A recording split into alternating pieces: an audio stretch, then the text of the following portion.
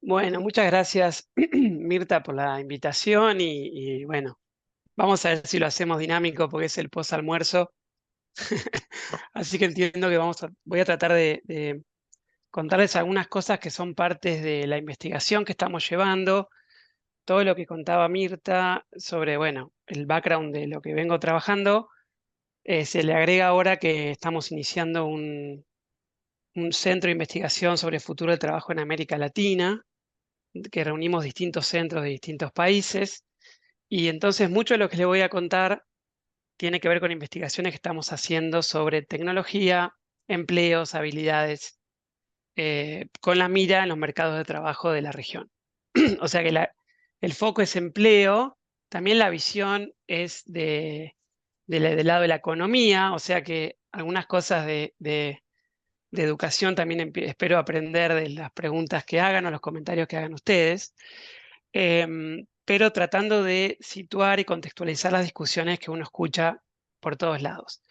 Todo el tiempo escuchamos hablar de inteligencia artificial, de que el futuro ya llegó, de muchas cosas, pero son discusiones que a veces no dialogan con las realidades de los mercados laborales y los sistemas educativos y de formación de nuestros países. Entonces, mucho del esfuerzo de las iniciativas que estuve liderando y de esta América Latina es contextualizar, hacer investigación con datos nuestros, con preguntas que sean relevantes a nuestros países y tratar de reenmarcar la discusión. Bien, entonces con esa intro les voy a compartir algunas slides para ordenar un poco la discusión. Me parece que ahí ya están viendo la presentación, ¿no? Sí.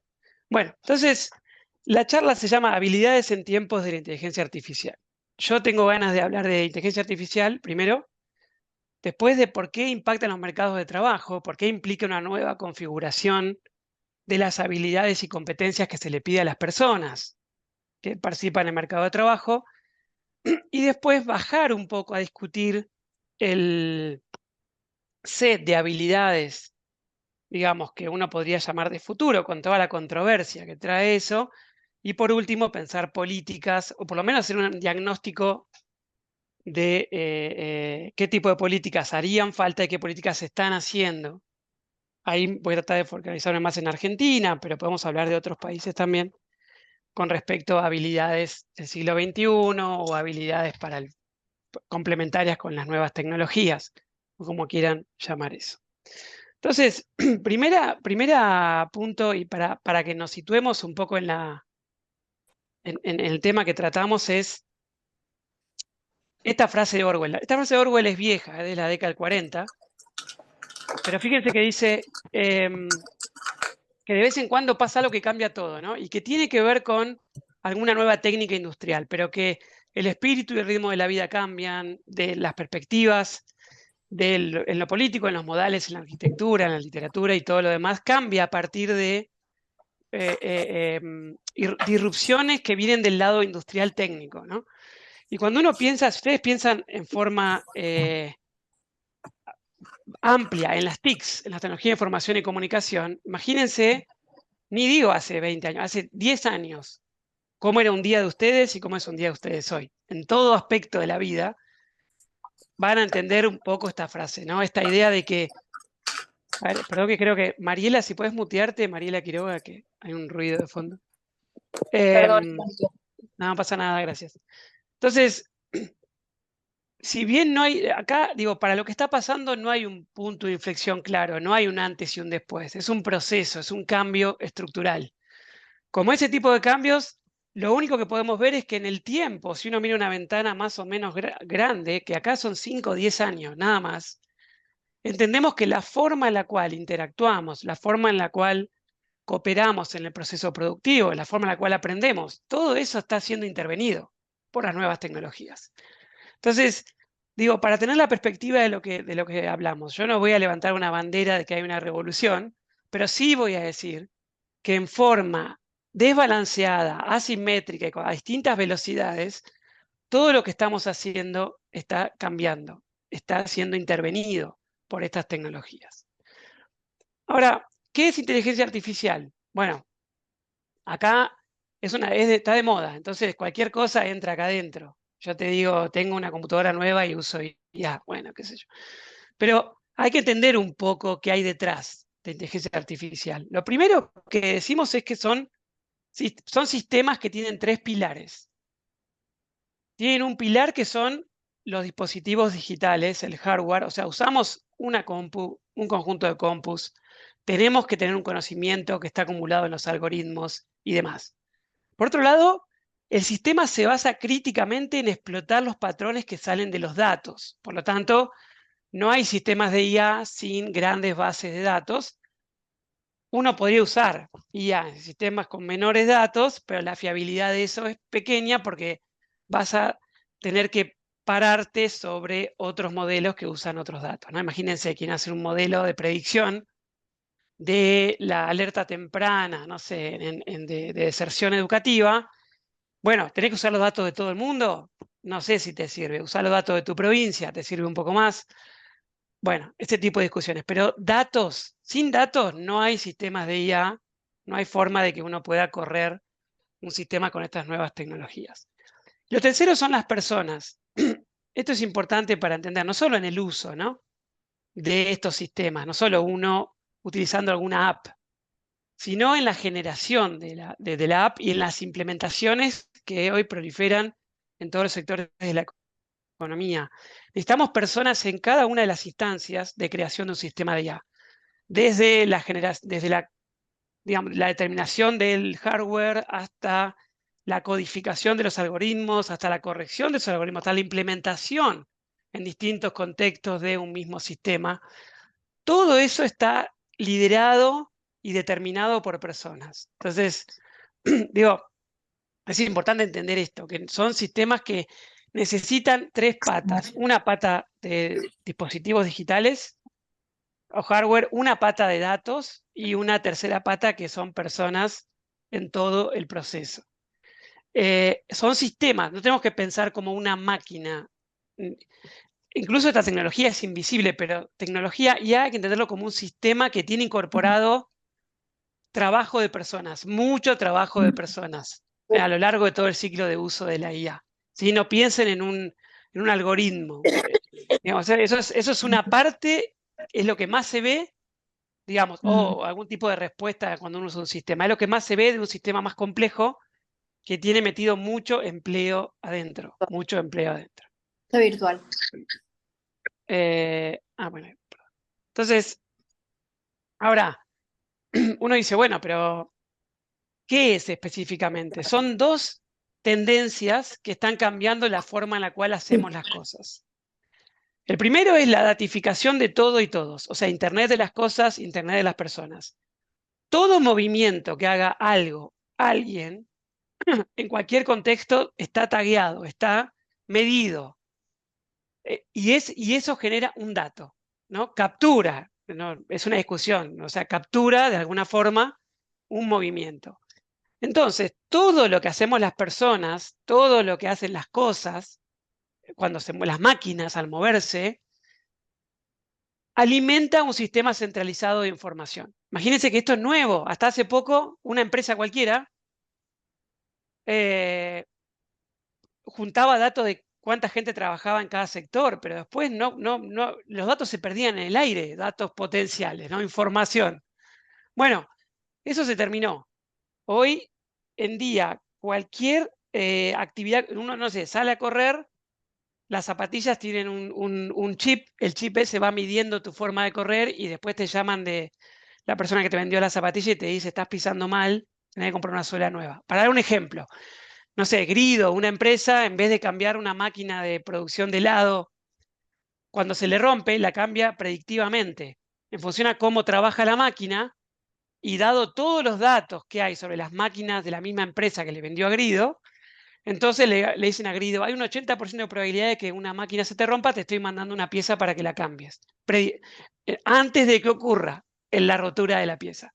Eso es porque todo está datificado, cualquier movimiento de algo de alguien tiene hoy en día, genera información. Y esa información alimenta conjuntos de datos, ¿no?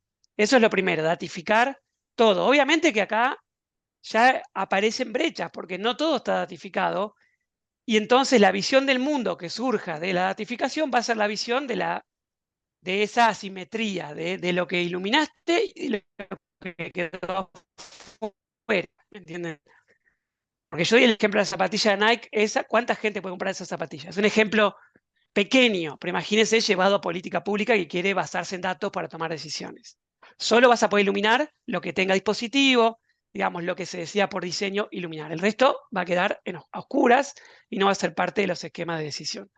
Pero sí es verdad que hay una idea en la economía de que todo tiene que estar datificado. Cualquier actividad, la ganadería, hoy tiene trazabilidad. Uno puede ver desde Japón, perdón si alguien es sensible con respecto a esto, del comer animales. Pero uno puede ver dónde está la vaca, cómo está siendo alimentada, la que después va a ser parte de tu plato 3 meses después. Entonces, todo está datificado y todas las cosas también. Y lo segundo es que esos datos no es que nada más se juntan, sino que se desplazan las tomas de decisión. Ahora las tomas de decisiones, muchas de ellas, son basadas en los patrones que emergen de los datos. Y ahí es donde aparecen los algoritmos, que son reglas que nosotros fijamos para ponderar los datos que tenemos, para darle importancia a esto, a aquello y para encontrar patrones predecibles, repetitivos en el mar de datos que uno tiene dado que datificó todo. Entonces, esta combinación, lo primero tiene que ver con nuevas implementaciones, nuevos procesos. Lo segundo tiene que ver con una distinta forma, digamos, de administrar las empresas y la acción de los gobiernos, ¿no? Basarse en los datos. Eso es IA. IA tiene los 3 pilares que mencioné y básicamente se trata de estos dos ejes. Datificar y tomar decisiones sobre la base de los patrones que emergen de los datos. Eso es IA, no es ninguna otra cosa, no es ni un androide, ni alguien que va a tomar conciencia propia, no hay nada de eso. De hecho, todos los avances que hay promisorios en los sistemas de IA rechazan por diseño recrear completamente la capacidad cognitiva humana. Lo rechazan. Es otra forma de hacerlo, es dividir una tarea en millones de tareas pequeñas, fáciles, y pedirle a un algoritmo que empiece a resolver esas tareas y darle premios y castigos si las resuelve o no. O sea, no tiene muy poco que ver, igual no sabemos mucho cómo funciona nuestro cerebro, pero tiene poco que ver con una inteligencia general, que es la que tenemos nosotros. Entonces, de plano, cuando hablamos de IA, no tenemos que ir por el carril de nuestra ansiedad tecnológica, nuestros miedos y todo lo que consumimos de arte y películas, porque no es por ahí donde están cambiando las cosas. Es por otro lado distinto, que es este que les mencioné. Ahora, de nuevo, hablamos hace mucho de IA, de inteligencia artificial, pero sí estamos en una ventana de cambio. Yo puse ahí hoy, pero no es hoy como este año, sino en una ventana de cambios, muchos impredecibles hasta que ocurren. Pero ahí nada más, esto es un poco técnico, algunas cosas, pero para que capturen un poco lo que está pasando del lado de los tecnólogos, las tecnólogas, la tecnología. Primero es esto, la IA como una tecnología versus como ciencia ficción. Punto 1. Esto que les conté, están ocurriendo cosas con estos sistemas cambiando procesos productivos enteramente. Y eso es lo que nosotros llamamos una tecnología. Tecnología como tecné, como forma de hacer las cosas, ¿no? Antes no, antes estaba ahí, nos imaginábamos un mundo con androides y leímos mucho y vimos mucho de eso. No es por ahí por donde va, pero está penetrando estas tecnologías en los procesos productivos a escala cada vez que, a mí por lo menos me sorprende. Yo empecé a trabajar esto hace 10 años y yo era mucho más pesimista con respecto a la velocidad de difusión de las nuevas tecnologías, sinceramente. Bueno, segundo, antes el sistema de IA, las personas le decían exactamente qué hacer. Si pasa esto, hace esto. Le decía a la compu, le daba reglas fijas, ¿no? Si pasa esto, hace esto. Si pasa aquello, hace aquello otro. Ahora eso se cambió por un sistema distinto, que se llama aprendizaje de las máquinas, ¿no? Machine Learning. Que eso es, por supuesto que uno también le fija reglas, pero deja que las máquinas se equivoquen y acierten solas y le da premio y castigo y la máquina va optimizando el proceso hasta minimizar alguna función, no un error. Vos le decís, tenés que entender que acá hay un gato en una imagen.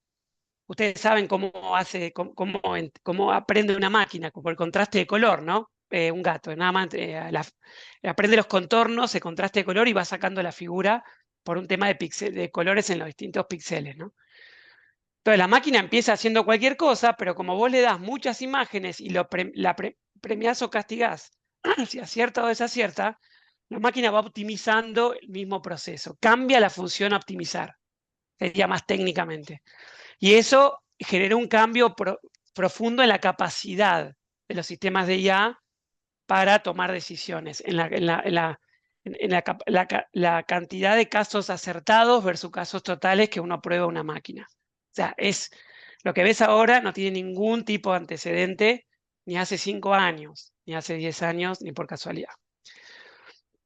Y lo tercero interesante, y que esto también para que lo pensemos, es que hasta hace poco uno tenía grandes robots, pero imagínense que eran robots industriales, estaban en los sectores automotrices, o sea, gran escala, grandes empresas con muchos trabajadores trabajando a gran escala en sectores manufactureros principalmente, y ahí uno veía esos robots que se movían y qué sé yo. Y lo que pasa ahora son máquinas invisibles. No hace falta ninguna escala, no hace falta nada. Tenemos una app, abrimos una pestaña en nuestro browser, o sea, de la computadora, y empezamos a usar ChatGPT. O sea, nada que ver con lo que teníamos antes, que requería un cierto tipo de producción, cierta escala de producción para ciertos sectores, y ahí nos formamos la idea de esos robots que desplazan a las personas. Bueno, lo que está ocurriendo ahora no tiene nada que ver. Entonces, esto es importante para que entiendan por qué ahora, por lo menos del lado de la economía, se toma más en serio las discusiones de IA, no en el sentido de ciencia ficción, sino en el sentido de una potencialidad de generar ganancia de bienestar, perdón, mejores empleos, mejores salarios, o que se esté generando todo lo contrario porque no hacemos nada. Entonces, es interesante para pensarlo como punto de inflexión en un periodo, en una ventana de 10, 15 años, ¿no? Lo que está pasando, no en un año o un día. No hay ningún descubrimiento en particular que haga esto. Como toda innovación, se apoya sobre hombros de gigantes, ¿no? Otras innovaciones y qué sé yo. Ahora, voy entrando a cómo impacta en la economía. ¿Por qué miramos esto? ¿Por qué miramos si ahora y prestamos atención y uno empieza a pensar y la política pública en el ámbito productivo, laboral, se empieza a preocupar por esto? Porque se empieza a entender que la inteligencia artificial como sistema que les conté antes entra en un grupo selecto de tecnologías en la historia que se llaman tecnologías de propósito general. Son tecnologías que son muy difundidas. Esto quiere decir que aparecen en cualquier lado, en cualquier contexto. No son tecnologías limitadas a un sector o a un tipo de empresa. Uno puede ver sistemas de IA en alguien que vende ustedes y que trabaja en una consultoría para otra provincia, usa un sistema de IA, por ejemplo, para traducción o para buscar palabras o para corregir textos. Uno puede pensar en el agro, que para ver si va a llover o no va a llover, usa sistemas de IA, ¿entiendes? O sea, donde uno mira, si saca lo que uno ve y piensa en lo invisible que está detrás, va a encontrar el sistema de datos, sistemas y personas, la datificación y el esquema de decisión basado en datos que les conté antes. Entonces, difundido. Te das vuelta, uy, ahora también está acá, ay, también está allá. Eso es lo que pasa. Maleable. Puede cambiarse, no es una máquina que llegó a tu casa y no sabe, apretás un botón, anda o no anda. No. Se pueden abrir fácilmente. A pesar de que los algoritmos muchas veces se los digamos caja negra, casi todas tienen código abierto y uno puede, con algún conocimiento de alguien, puede abrir, cambiar, modificar alguna cosa y sirve para otro propósito. Y tercero, y esto es lo que más nos llama la atención, por lo menos a los economistas, es que son inventos que permiten inventar cosas. Inventos que permiten inventar. No todas las tecnologías tienen eso. Hay tecnologías que solucionan problemas, pero hay otras que abren espacio de innovación. Y eso está pasando con la IA. O sea, incentiva la innovación, incentiva cosas nuevas todo el tiempo. no solo baja el costo de una actividad, sino que permite repensar procesos, pensar productos nuevos, aparecen actividades, ocupaciones, bienes, servicios que antes no existían. Y eso no pasó con muchas tecnologías en el pasado. Por eso habrán escuchado que hay mucha gente que le dice la cuarta revolución industrial, algo así, ¿no? Como la máquina de vapor, la electricidad, las TICs primero y ahora la IA. Es una forma de llamarlo, pero es verdad que hay un grupo muy selecto de tecnologías que cumplan con estas condiciones. Entonces nos importa porque está todo en discusión, cómo se hacen las cosas y por lo tanto el rol de las personas en el proceso productivo y la forma de los mercados laborales es lo que está en discusión con estas tecnologías. Acá tengo algunos ejemplos. Esto es muy tecnológico, nomás para que me crean un poco más lo que les digo, que no parezca que le estoy vendiendo humo a gran escala. Porque nosotros hicimos muchos estudios de implementaciones específicas de IA para bajar esto a cómo cambia una forma de hacer las cosas en un contexto específico. Acá, por ejemplo, tienen distintas tareas o áreas que hacen a la agricultura y tienen un montón de procesos que ahora son intervenidos por tecnologías que utilizan intensivamente IA. Por ejemplo, dice ahí aplicación selectiva de herbicidas. Antes había un ingeniero agrónomo, una ingeniera agrónoma que venía y decía, aplica por acá, tocaba el suelo. Bueno, hoy en día eso es reemplazado por un sistema de, por ejemplo, sacar fotos y a partir de las fotos de cómo está creciendo la planta y todas las fotos que se sacan en todo el mundo, uno saca algún tipo de predicción sobre dónde hace falta herbicidas y podés en forma preventiva aplicar herbicidas y eso está aumentando la productividad. Yo le digo, los casos que conocemos, 3 o 4 veces con la gente que no lo usa. Tenemos, como dije hace un ratito, la parte, no sé, ahí dice trazabilidad, aparece más en logística, trazabilidad, bueno, cualquier N cosas. Me dice trazabilidad. Yo antes, si, para un proveedor, yo tenía un proveedor o una proveedora y le decía, bueno, mandame las cosas que necesito. Imagínense para el campo. Necesito unos tambores de lo que sea. Bueno, mándamelo, te lo mando en una semana, listo, no sé, lo espero, me quedo en la tranquera esperando una semana siguiente. Bueno, eso es reemplazado por un sistema que en tiempo real yo entro a mi compu con una app que comparto con mi proveedor y me va mostrando qué va haciendo, cómo lo va haciendo y a dónde está ese insumo, si está llegando, si no está llegando, dónde se quedó, etcétera. Eso se llama trazabilidad. Ahí tiene una lista de cosas. Esto está cambiando el campo a tal punto que ahora le decimos AgTech, lo llamamos al campo en toda la franja del sur de Brasil, La Pampa y parte de Chile, ¿no? Y ahí tiene muchas cosas más. Si piensa en la manufactura, es lo mismo. Uy, perdón. La manufactura, acá esto está más chiquito todavía, no sé si alcanzan a leer. Yo les cuento igual, después pueden ver la presentación. Acá hicimos un estudio de, no sé, como 2000 empresas de Argentina y Brasil mirando qué hacían. Y donde dice generación 4 son las tecnologías que usan IA, lo más nuevo. Por ejemplo, para desarrollar un producto, vos antes decías, voy a hacer un galpón. Bueno, me di cómo es el galpón. Ahora vos podés hacer un galpón digital y le ponés la cantidad de agua que entra al barrio, le ponés la cantidad de veces que llueve, el ruido externo y diseñás el galpón como un gemelo digital. Cuando el gemelo digital está ya pasando las pruebas, armás el gemelo analógico. Por ejemplo, imagínense eso, la manufactura está en revolución permanente por estas tecnologías, permanente. Bueno, ahí aparecen otras cosas más, muchas cosas más. No sé, tengo 1000 ejemplos. Cualquier sectores viejos, como los bancos están cambiando todos porque ahora está lo que llamamos fintech, que en realidad son mismos servicios, pero a través de sistemas de IA. O sea, datificando todo y decidiendo a partir de la datificación.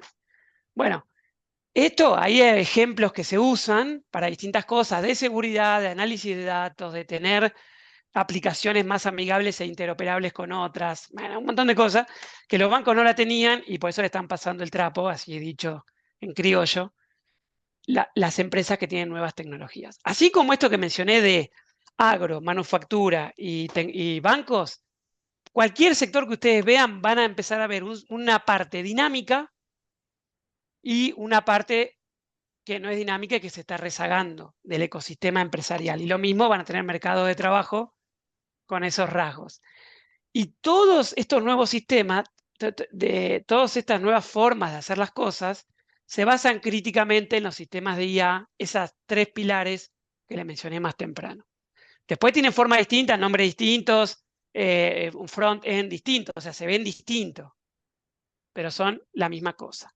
Bien, eso fue la parte tecnológica. Perdón, después del almuerzo empezar con esa parte, y creo que nadie se durmió, yo estuve mirando ahí y estamos bien.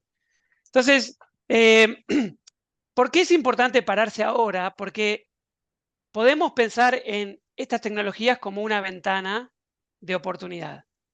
Esa es una versión optimista llamado a la acción. O podemos pensar también este momento como una ventana para rezagarnos más o para generar mayor desigualdad. O sea que uno puede pecar de tecnooptimismo y decir, che, mirá qué bueno, todo lo que contaste, vamos a pasar del mercado de trabajo de hoy a uno que va a tener mejores empleos, todos tecnológicos, todos bien pagos, porque tenemos la ventana de la tecnología. Bueno, lo que pasa es que en realidad podemos tener distintos futuros, dependiendo de lo que hagamos. Uno con mayor desigualdad, que haya una isla súper, súper moderna, dinámica, global, y después tengas el resto que no se logró integrar, o directamente hay una economía que no absorba tecnologías nuevas y se quede con trabajos viejos, ¿no? Entonces, no es nada automático que estas tecnologías generen mejores empleos. No hay nada natural ni automático en que eso ocurra. Es un mundo posible dentro de muchos mundos posibles que van a depender, ahí yo marqué los mundos posibles, que van a depender críticamente de lo que hagamos hoy. Van a depender del set, de la capacidad de respuesta de la sociedad frente a la tecnología, de hacerse las preguntas, ¿dónde la necesito? ¿Dónde la necesito? ¿Qué impacto tiene? ¿Cómo hago para maximizar el impacto positivo y reducir el impacto negativo? Son todas preguntas que la sociedad tiene que hacerse, no puede simplemente adoptar las tecnologías, porque si no, estamos jugados a cualquiera de los futuros posibles. No hay nada que nos guíe hacia un mejor futuro debido a las tecnologías. No hay nada que nos guíe a eso. Yo, de hecho, les diría que depende del día. Creo más que vamos a un futuro igual o peor que el de hoy si no cambiamos el set de políticas, y algo de eso voy a decir después. Ahora, la forma que tenemos a veces de discutir esto, que para mí es muy sencilla y por lo tanto un poco equivocada, pero para que entiendan el concepto, para que lo discutamos, es que de pronto la tecnología y la adaptación de las personas a las tecnologías empezaron a correr a velocidades diferentes. Los cambios tecnológicos se mueven a una tasa exponencial, mientras que nuestras instituciones, para entender las tecnologías, para utilizar las tecnologías, se mueven en forma lineal, si es que se mueven en algún sentido, ¿no? Si es que van innovando, cambiando, confrontando a las noticias de nuevas tecnologías con nuevas soluciones.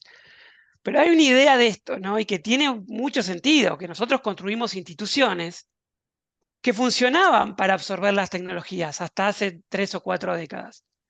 Por ejemplo, el sistema educativo. Ahora, eso es un barco gigantesco. La tecnología va cambiando muy rápido y se abren nuevos espacios de habilidades demandadas de pronto con una nueva implementación. De pronto lo que ayer parecía obvio, un año después ya es algo que queda obsoleto. Entonces, ¿cómo hacemos para trabajar con ese descalce entre una tecnología que se mueve muy rápido, en forma impredecible, y un sistema que estaba bien preparado para las batallas del pasado en términos tecnológicos, ¿no? Las batallas previas a lo que estamos viendo ahora? Entonces, esta idea de tecnología exponencial y respuesta societaria que está en las instituciones, lineal, cambiando poco, así en forma, con un cego al status quo, es un poco lo que observamos, le diría, en todo el mundo, ¿no? Que es ese descalce, digamos así. Ahora, cuando uno piensa en la agenda de política pública, ya voy llegando a habilidades, ¿eh? Voy llegando. Cuando uno piensa en agenda de políticas públicas, nosotros trabajamos principalmente con 2 ejes. Un eje que tiene que ver con la innovación y cambio tecnológico y otro con las habilidades. Uno podría pensar acá en el mercado de trabajo en el lado de la demanda de trabajo, lo que ocurre en el ecosistema empresarial. Eso tiene que ver con el ritmo de cambio tecnológico. Y del otro lado, las habilidades que tienen las personas, pensada más como la oferta de trabajo, ¿no? ¿Con qué viene cada persona que sale a buscar un empleo? ¿Con qué conocimientos, con qué competencias? Entonces, nosotros tratamos de pensar futuro del trabajo mirando cómo interactúan estas dos patas. Yo, en lo que resta de la presentación, me voy a concentrar en la que está de color azul, que tiene que ver con las habilidades, que son complementarias a estas nuevas tecnologías. No me gusta mucho habilidades del siglo XXI, no hay un nombre para esto, pero podemos pensar complementarias a las nuevas tecnologías. Porque, nada más una nota al pie, hay muchas habilidades del siglo XXI que no tienen que ver con tecnología, ¿no? Por ejemplo, todas las tareas de cuidados, que no hay ninguna tecnología que reemplace al cuidado de un niño, una niña o de un adulto mayor. Todavía no existe. Y yo creo que tenemos tiempo. Entonces, bueno, entonces acá me voy a focalizar específicamente a pensar en el marco del cambio tecnológico. ¿Cuáles son las habilidades que requerimos o que las personas necesitan para ser competitivas, para ser demandadas en el mercado laboral, em, en el marco de este cambio tecnológico que les conté? ¿Okay? Pero hay toda una parte de innovación y cambio tecnológico que la dejamos de lado, pero si alguien quiere, después me pregunta. Bueno, entonces, primera cuestión en términos de... Primero, si alguien, por lo menos dado lo que yo leí, capaz que ustedes tienen algo superador, pero no hay consenso sobre cuál es el conjunto de habilidades que son complementarias a las nuevas tecnologías. No hay consenso por muchas cosas. Una es porque la tecnología va cambiando. Por ejemplo, hasta hace poco se creía que muchas competencias que tenían que ver con, por ejemplo, traducción, no sé, el idioma, eran súper demandadas en los mercados. Cuando uno ve cómo avanza lo que se llama inteligencia artificial generativa, y se plantea de acá a 5 años, bueno, probablemente ya no sea tan relevante el tema de la capacidad de traducción. Entonces, pero sí sabemos algo, que todo lo que es rutinario, todo lo que son habilidades para hacer tareas rutinarias, son habilidades que ya no se demandan en el mercado, por lo menos en los mercados laborales dinámicos y de futuro, ¿no? Yo ahí puse dejar de ser robots porque saben que la palabra robot viene de una obra de teatro de la década del 20, de Capek, que fue el que inventó la palabra robot. Y nosotros usamos la palabra robot, ¿en qué sentido? En el sentido de un tipo de, de, mm, máquina. Pero Capek, si ustedes ven la obra o leen el guión, lo usaba en un sentido distinto. Capek lo que decía era, es tan deshumanizado el proceso productivo de la gran factoría que es indistinguible una persona de un pedazo de hierro, ¿no? Imagínense que en aquel momento nosotros armamos mercados de trabajo para hacer tareas rutinarias, básicamente. Ese era el modelo del siglo XX, ¿no? La gran factoría productiva, la gran factoría educativa, y las personas en el mercado de trabajo hacían básicamente tareas repetitivas y rutinarias. Nadie sabía bien qué hacían y cómo era el producto general que estaba generando, a dónde estaba aportando en el proceso productivo, si podía hacer algo distinto. Bueno, entonces yo creo que la principal guía para lo que está pasando es entender que esa forma de trabajo que era propia del siglo XX es la que ya no va a ser demandada en todo lo que viene, ¿no? Como ya lo ven en algunos sectores, en las empresas que van muy adelante, ya vemos a lo que después va a ser generalizado. Y es que no hay tarea rutinaria que sea hecha por una persona. O sea, y las personas se requiere un conjunto de habilidades que no eran tenidas en cuenta en los sistemas que te permitían ser parte del mercado laboral en el siglo XX, ¿no? Que es algo que ustedes van viendo, porque esto empezó con las TICs, pero esto cada vez va más rápido, ¿no? Entonces, la idea de dejar de ser robots, de esa tipología de trabajador o trabajadora, de la gran factoría que hacía tareas rutinarias en una cadena de montaje, sin preguntarse qué y cómo, que aprendía algunas cosas mientras trabajaba, pero tenía calificación media, digamos así. Bueno, ese tipo de trabajo es el que está en crisis y que se rompió por las tecnologías, que hoy en día cualquier tecnología de IA moderna puede hacer esa misma tarea más barato, más económico, más eficiente, ¿no? Entonces, acá cruje el sistema del mercado laboral. Imagínense que, no sé, en Argentina, cuando uno mira la proporción de mercado laboral que hace tareas rutinarias en Argentina debe ser el 60-70%. O sea, hoy el mercado laboral argentino, el 70% hace tareas, entre comillas, viejas, en el sentido de que es factible que una tecnología, que un sistema de IA haga la misma tarea más barato, más rápido, más económico, con menos error, ¿no? 70%. O sea que este es el desafío que yo veo a gran escala. Obviamente que eso es muy general. Ahora, cuando uno entra bueno, pará, decime habilidades específicas. Bueno, acá, como ustedes saben, tenemos un montón de marcos conceptuales que están compitiendo entre sí. Hay algunos de UNESCO, hay una iniciativa de Microsoft y Cisco que también tiene una lista. Está, bueno, UNESCO tiene 2 o 3, hay uno el consenso de Van Gogh, hay otro que se llama CASEL, la OCDE tiene otra iniciativa, bueno, una cosa que no está ordenada porque todavía no sabemos. Yo soy de la postura de que no estamos todavía en el momento de poder generar un consenso sobre una lista específica de habilidades que son las de futuro y las que no son de futuro. No estamos todavía ahí. Pero sí vamos entendiendo la nueva división de tareas en el mercado laboral. Sí vamos entendiendo una nueva división del trabajo, ¿no? Entre máquinas y personas debido a estas tecnologías. Entonces, ahí, ¿qué vemos? Vemos que hay cosas que tienen que hacer solo personas, cosas que tienen que hacer solo máquinas y cosas que requieren una interacción, que alguien hace con una máquina. Entonces, miren primero lo que está a la derecha, solo máquinas. Tareas rutinarias, tareas predictivas y tareas de intermediación. ¿Sí? Cualquier comprar y vender sería intermediación. Cualquier tarea que requiere predicción. Imagínense que predicción parece una cosa, pero los médicos, buena parte de lo que hacen es diagnóstico, por ejemplo. Y diagnóstico es predicción.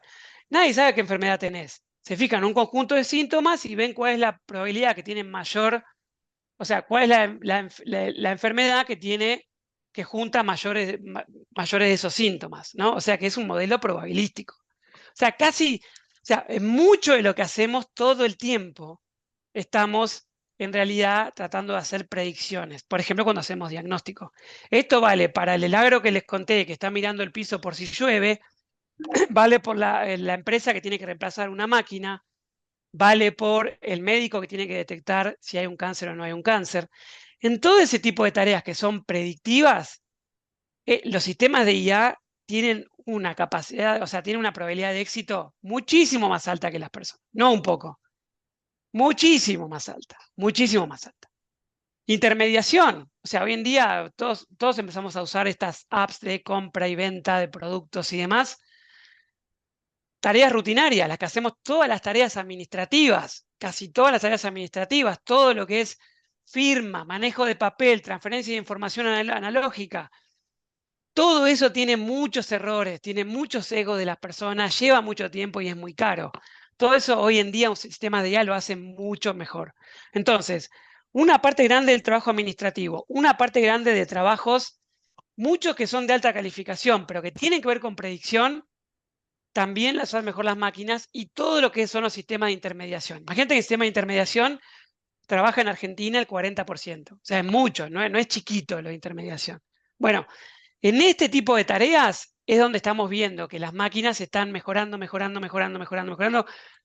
Y aparte se hace económico, se hace más amigable. Hoy en día las implementaciones para usar estas tecnologías directamente las usás dentro de tu paquete, por ejemplo, de, no sé, de Microsoft. O sea que no es tanto lío para alguien empezar a usar esta tecnología, no tenés que aprender mucho, ¿no? Después tenés el lado izquierdo. El lado izquierdo es solo personas. Acá la máquina no entra, no está. Si la máquina entra acá, ¿saben que hay algo que se llama ley de Moore? Que es esta capacidad de las máquinas de aumentar su poder computacional, ley de Moore. Pero hay algo que se llama ley de Errum, que es Moore al revés, que es cuando metes una máquina en un lugar donde te baja la productividad. Y suele ser en la tipo de habilidades y tareas que aparecen a la izquierda de esta línea. Pasa mucho también si ustedes piensan, no sé, en los laboratorios, en las vacunas, la cantidad de inventos que estamos teniendo, ¿por qué tenemos menos que antes? Mucha gente le echa la culpa a usar la tecnología donde no corresponde. Pero yendo acá, habilidades que solo personas, bueno, habilidades fundacionales básicas, ¿no? Comprensión de texto, lectoescritura, matemática básica. Esas habilidades siguen siendo el mástil para agarrarse de la tormenta. como no sabemos qué viene, pero lo que viene se apoya en alguien que entienda su entorno, alguien que sepa matemática básica, alguien que pueda interpretar un mensaje. Esto es cada vez más cierto, yo diría, porque mucha gente dice que esto no es tan importante. No, es donde te agarrás cuando viene algo que te sacude el barco. Construís a partir de las habilidades fundacionales, ¿no? Las habilidades básicas. Después aparecen todas las habilidades que llamamos blandas, ¿no? Que hasta hace, bueno, ustedes saben de esto, cómo se fue profesionalizando esta discusión. Pero ahí tenemos socioemocionales, muchas de función ejecutiva. Después aparecen otras habilidades que son más generalistas, que yo le puse ahí nuevos alfabetismos, ¿no? El cambio climático, la cuestión de género, las finanzas, son todos temas que son transversales, ¿no? Pero eso uno tiene que entender cómo funciona. La máquina nunca va a entender cómo funciona algo. Va a saber hacer una tarea, nunca va a entender cómo funciona algo. Entonces, esas tres grupos de habilidades son grupos donde uno no necesita ni una máquina para hacerlas y donde la máquina no compite. La máquina aparece como complementaria, necesita personas que hagan esto, si no la máquina no funciona. Por eso es complementaria. Complementaria en un sentido, de nuevo, que no se tocan, ¿no? No se tocan, son estrictamente complementarios, máquina y persona. No hay forma de hacer un sistema predictivo que funcione si yo no me pregunto en forma general sobre el proceso que quiero resolver, el problema que quiero resolver.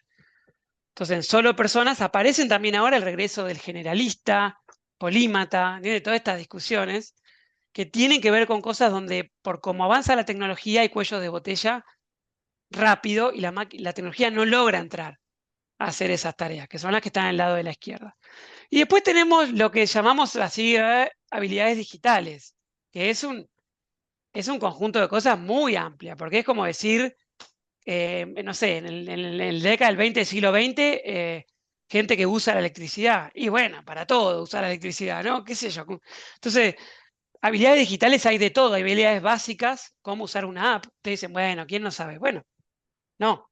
Cuando uno mira, nosotros hicimos estudios de uso de apps en intermediación laboral y mucha gente de ingresos muy bajos no sabía lo que le estaba diciendo la app y no sabía, por ejemplo, que había funcionalidades que podían proteger sus derechos. Entonces, no es obvio las apps básicas.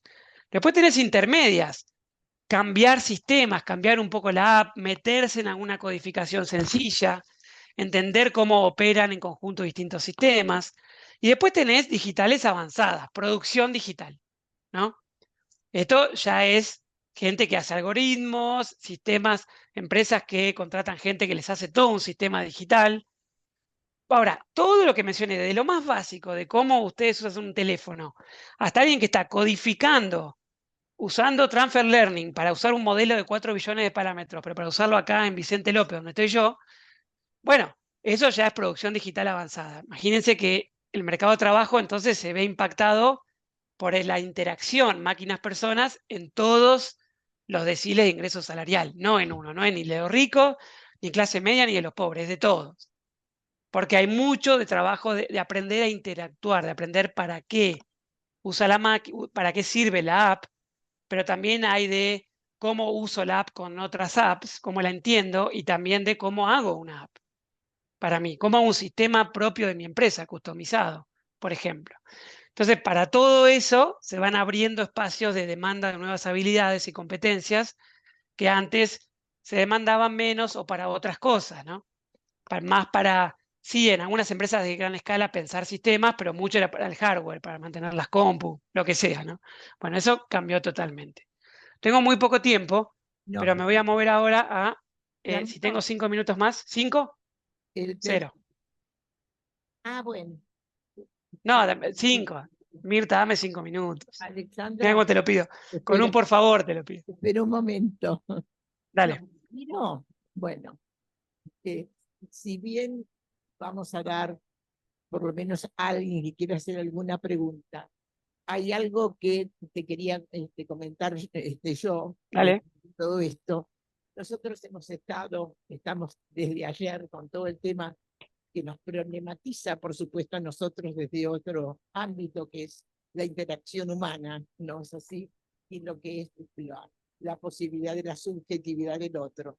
Pero en tu caso, que me parece sumamente interesante todo lo que estás comentando, el problema, ¿cómo hacemos para que todo esto sea accesible? Porque un tema es el empleo futuro y lo que está pasando, y cómo va a ser un país, qué tipo de políticas tiene que implementar cuando realmente tenemos la gran cantidad de pobreza, de pocos recursos, y que nos pasa acá, nos pasa en diferentes países de Latinoamérica, que por ahí no tienen los recursos que tiene Europa o Estados Unidos para esto. Claro, ahí te menciono rápido 3 ejes.